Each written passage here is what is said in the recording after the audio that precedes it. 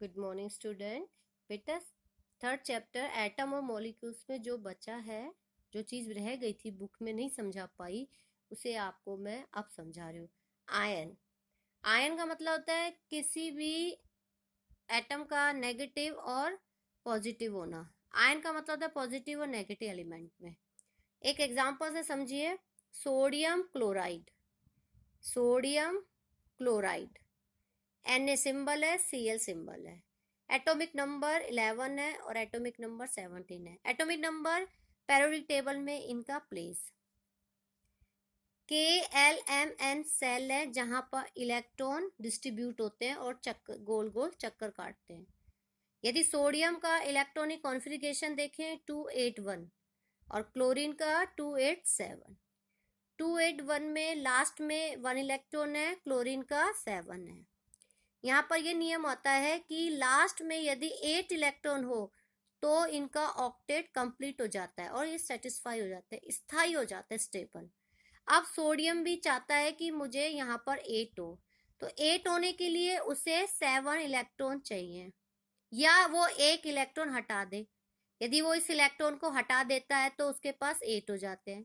Same condition में chlorine को भी 8 चाहिए, या तो ये 1 इलेक्ट्रॉन ले ले किसी से, या अपने 7 इलेक्ट्रॉन को किसी को दे दे, तो दोनों के पास 8 हो जाएंगे, तो दोनों स्टेबल हो जाएंगे। सोडियम की कंडीशन में क्या होता है कि ये अपना एक इलेक्ट्रॉन इजीली किसी को दे सकता है, और क्लोरीन की यहाँ पर 7 इलेक्ट्रॉन वो उसको देने में प्रॉब्लम होती है, क्योंकि उसको 7 बार एनर्जी लॉस करनी पड़ती है। तो सोडियम और क्लोराइड क्या करते हैं, सोडियम अपना एक इलेक्ट्रॉन दे देता है और क्लोरीन अपना 7 इलेक्ट्रॉन ना देकर एक इलेक्ट्रॉन ले लेते हैं।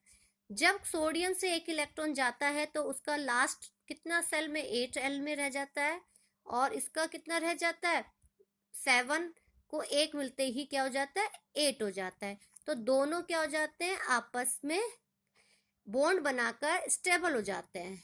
तो कहते हैं, हम कह सकते हैं सोडियम सेटिस्फाई हो जाता है 8 इलेक्ट्रॉन से, सेम इट इज आपका क्लोरीन।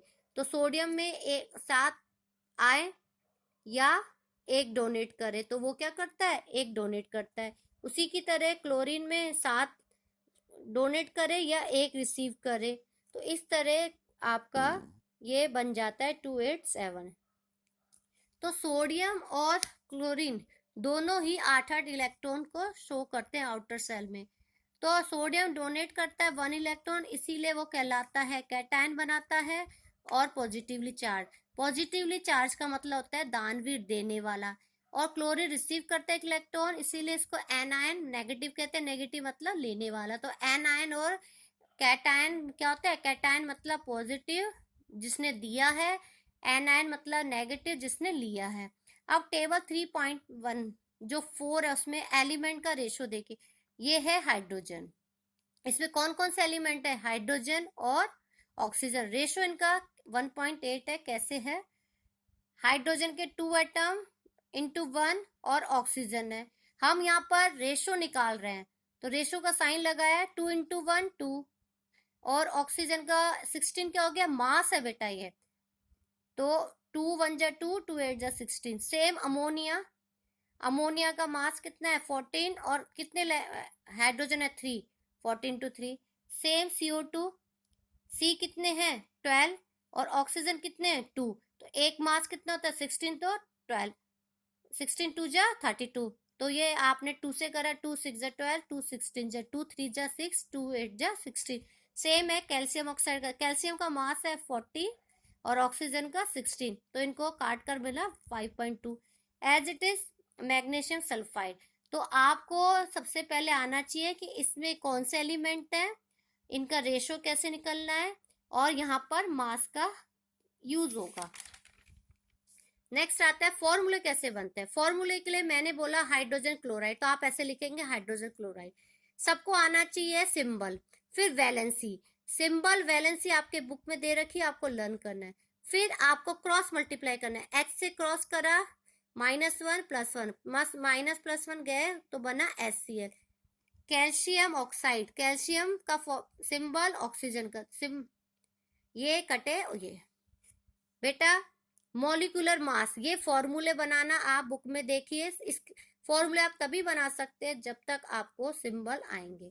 नेक्स्ट है मास, मास में है हाइड्रोजन और oxygen, 2 into 1 plus O, 2 into 1, इसका मास 1 ही रहेगा, और इसका 16, 18। अमोनिया का example, N plus 3 into H, hydrogen कितने हैं 3 इंटू एच, 14 होता है, 3 1 70, 1 प्लस 14 प्लस 3 इंटू 16 63।